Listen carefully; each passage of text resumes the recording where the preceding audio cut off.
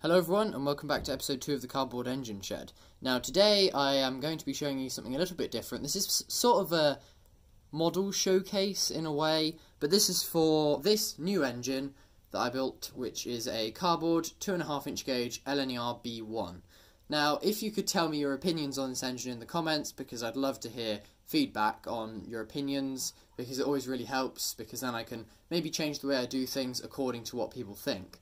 Now, this engine was actually built quite quickly over the course of a few days to a week, somewhere in that time frame. Now, as you can see, if I just get the camera, it is of course a moving engine. Let's start at the front and work our way backwards. Now, this front bogie is not good. I won't remove it from the underside of the engine because it looks horrible. Another thing is the running boards are actually slightly tilted. I don't know if you can see it, it might be worse on the other side. They're slightly tilted, but it's not too bad, but it's still an issue. And also something which is common on a lot of models is, as you can see, there's a massive chunk cut out of both cylinders. This is purely just so that the front bogie has enough room to swivel, because if that chunk wasn't there, if that chunk was filled in, the front bogie would not be able to move. And as this engine can run on rails, I tested it on a small section of rails, and it did seem to work quite well, so I'm looking forward to when I can get more track. And the front buffer beam is empty, to say the least. I am going to add sprung buffers, but just for the time being, I have these card buffers, and of course step ladders. And you can see for the running boards, you can see the corrugation in the cardboard. That will be filled in with probably card. And of course lamp irons. I don't have lamps in this scale. The smoke box door won't open, one, so I can make it more accurate, because if I added a mechanism to it, it would make it, well, much more difficult to make accurate. So I've just left it as basically stuck shut. As you can see, the chimney does not go into the smoke box. Once that's painted black, you won't be able to tell. And of course, they're handrail holders, I suppose. I just have these handrails which slide in there, and then it's hard to do with one hand, but they fit into that little slot at the back in the cab. You can see that little hole. They just slot in there. And next we'll move on to the boiler. Now this boiler is not brilliant. As you can see, I tried to get the unique shape of the whistle, but it's difficult, and I think these are, well, inspection plugs. I'm not sure, please correct me if I'm wrong.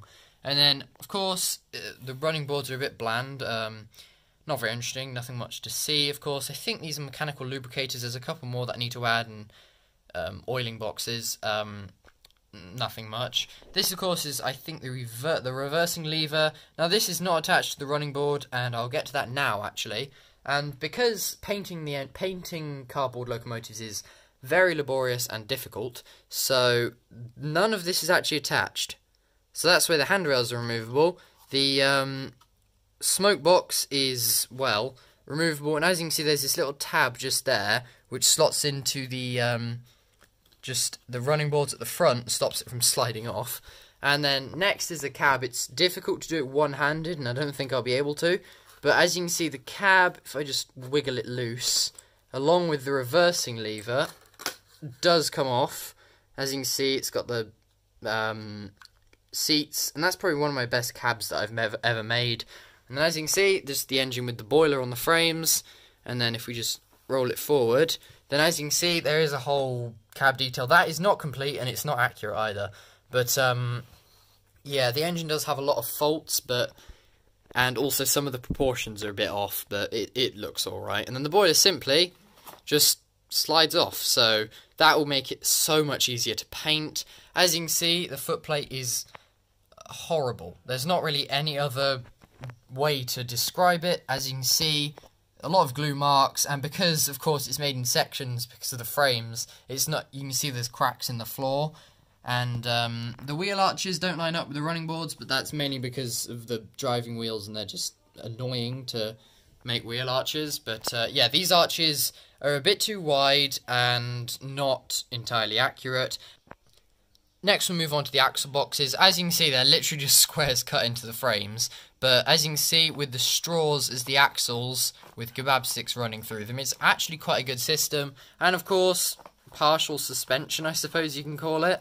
That doesn't really have a use, but it does work. And I might cover how to make this style of axle box in a future episode. As you can see here, the spacer which basically holds the front bogie on, and I'll just quickly remove the front bogie. And as you can see, this is what I mean by it being horrible. It's horrible. And this front bogie will be replaced. This is not going to be the front bogie on the final model, I hope. So that will at some point be replaced. Let's just put that off to the side and forget about it. Now, as you can see, the frames, I was a bit sceptical whether it would actually work, but luckily the engine turned out far better than I ever expected. And, well, I'm quite happy with it, so I'll just get a quick video of just the chassis running.